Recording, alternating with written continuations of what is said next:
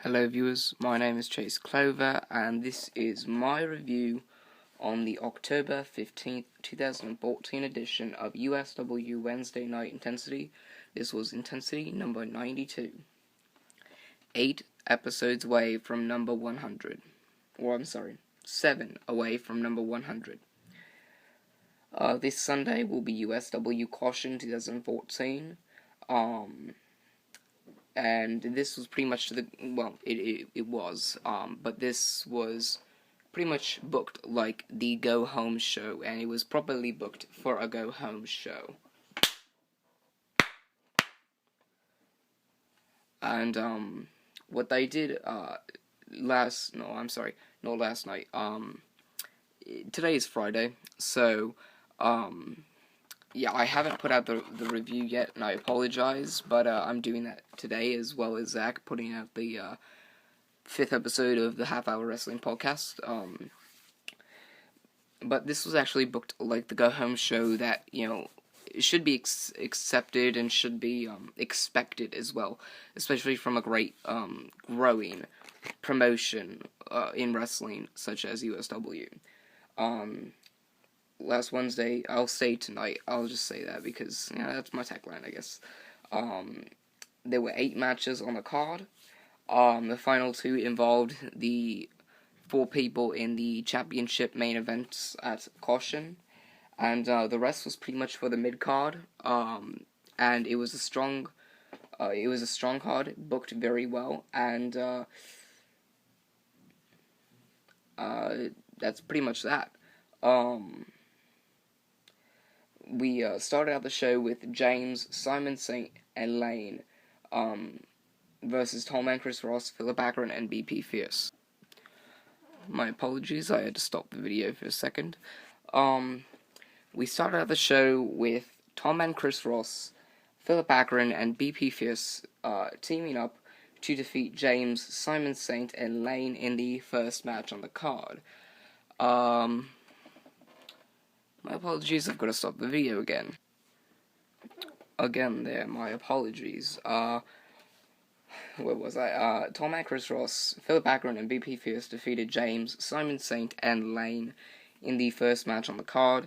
It was a very, evenly fought out match. And I believe it was Chris Ross who won after Philip Akron hit one of the boots on Lane, and Chris Ross was able to cover Lane and win the match for his team. This, I guess, we're gonna have a James, Simon Saint, and Lane. I guess we're gonna have some kind of match involving them and their rivals in this match at Caution, I guess, to fill up the card. I'm just glad that they're filling up the card with actual matches that have actually been worked on when it comes to storyline and when it comes to booking and feuds and all that. So I'm interested in seeing what happens this Sunday. If I can remember clearly, I think it was James who's rivaling against Chris Ross, Simon Saint against Philip Akron, and Lane against BP Fierce. I believe that's what was being booked. So we're gonna go with that. And that match should be good at Caution, and I am looking forward to it as well as pretty much the entire pay-per-view. I feel like their match cards stacked out pretty well. But we'll find out what happens this Sunday. The second match on the card tonight was Ash, who is the current Blue Belt champion, and now the longest reigning Blue Belt champion for one championship reign, and he defeated the challenger for the Extreme Championship, Titanfall. Titanfall ended up getting himself distracted or some way, looking at the Blue Belt Championship, wondering, thinking of it, I guess, as the Extreme Championship. And once he turned around to hit the boot on Ash, Ash was able to counter, and I think he hit turn to dust or something, whatever he calls his move, and he was able to pick up the win. And after the match came Crimson Red started walking out. And I guess he had a match against MC4, so Crimson Red got inside the ring, threw Titanfall out of the ring, and I guess Titanfall was just laying outside the ring as the next match went on, and I guess there was a referee who was intended, which is also my way of saying booking, was intended to check on Titanfall and help him to the backstage area. And MC4 came out, and Crimson Red started fighting MC4. And about a minute after the match, Crimson Red had been taking control, and Titanfall came back out and started attacking Crimson Red. Crimson Red obviously won by disqualification at that point, so he picked up the win over MC4 by disqualification. Titanfall and Crimson Red started brawling it out, and then they went to the backstage area, going through the crowd, and a whole bunch of crazy stuff or whatever. And they ended up going into the backstage area. Crimson Red ended up running away and, I guess, hiding somewhere that we would end up finding later in the night. Which then brought us to our fourth match on the card, which was Blade with Dustin Raymond in his corner, defeating Switchblade with Dwayne Porter in his corner. Sadly, they're going to be picking up this feud again. Oh, man. I didn't like it, and I still don't like it, and it's just stupid. It's boring, it's stupid, and it's got no taste, in my opinion, whatsoever. But I'm not going to talk about this match because there's nothing that I really want to talk about, and there's nothing that I really find interesting enough to talk about. So we're just going to move on. And after the match, Blade and Switchblade did one of their fights, and then Dwayne Porter and Dustin Raymond got involved. And Blade and Dustin Raymond got the best of Switchblade and Dwayne Porter, which makes me wonder about the match. Obviously, this Sunday, so I'll have something, just a little bit to talk about in my preview prediction video tomorrow. The fifth match on the card was Mojigato with Western Light in his corner, defeating Gringo with Fernandez in his corner. Obviously, we're going to have a Mojigato versus Fernandez match for the International Championship at Caution this Sunday. I'm looking forward to it. I guess they're still going to do what they've been doing with Gringo and Western Light, I guess, as managers. If not, then possibly put them in a match to help fill out the card, being as you don't have too much of a stacked card when you go into this pay-per-view. So there may be a few matches that are just branching out from other rivalries. But Mojigato and Fernandez have this great chemistry in the ring, and so after Mojigato picked up the win against Gringo, that made me expect a little bit more out of Mojigato this coming Sunday, and I'll talk about that more in the preview and prediction video, but I just wanted to touch on that a little bit in this review of Intensity. And after the match, Gringo and Fernandez ended up chasing Mojigato and Western Light to the backstage area, and Mojigato and Western Light ended up I guess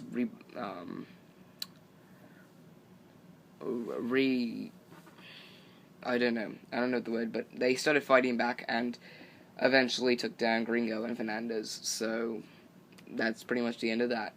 The sixth match in the night came whereas George Martin and his partner Derek Carter defeated Alex and Seth.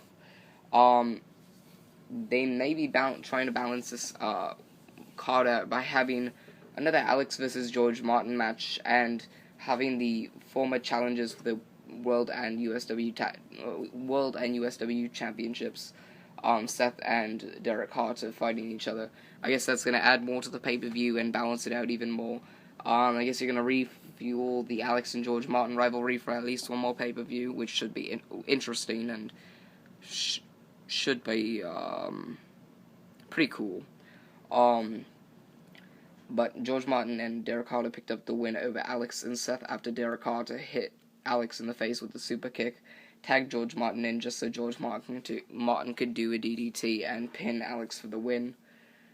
And then Seth, I guess, in USW's attempt at making the fans believe that there was some kind of feud going into the pay-per-view, Seth got in the ring after Derek Carter was looking at Alex and looking down and smiling or whatever, and kind of with the facial expression saying that, I beat your ass, ha ha ha, I kicked your ass. And Seth ended up grabbing a pipe or something like tinted black or painted black, and Derek Carter ended up walking or running out of the ring and up the ramp. So it looks like George Martin and Alex will fight, and Seth and Derek Carter will fight and at the pay-per-view this Sunday, and should be interesting.